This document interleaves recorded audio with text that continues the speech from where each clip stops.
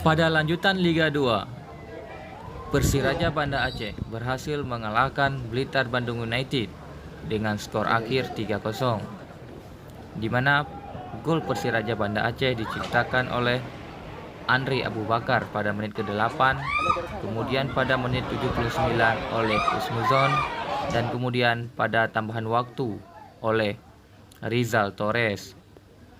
Kemenangan ini membuat Persiraja Banda Aceh masih bertahan di posisi ketiga klasemen sementara.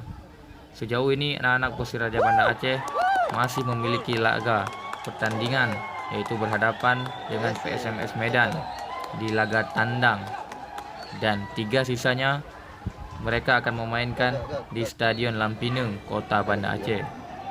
Persiraja wajib mengamankan seluruh poin ketika bermain di kandangnya sendiri di Stadion Haji di Murtala, Lampineng, Banda Aceh.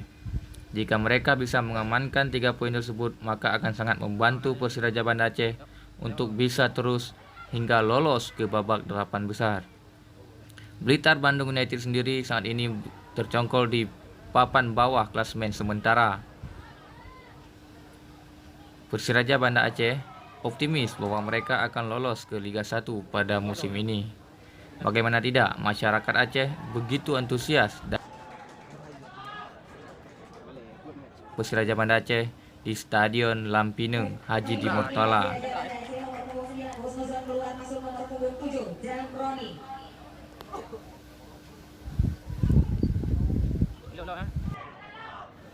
Terima kasih telah mendukung Daus Channel.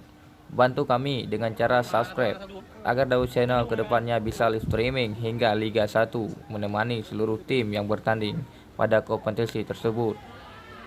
Jangan lupa klik subscribe, like, dan komentar yang positif untuk memberi dukungan kepada channel ini. Sekian, terima kasih. Salam olahraga. Wassalamualaikum warahmatullahi wabarakatuh.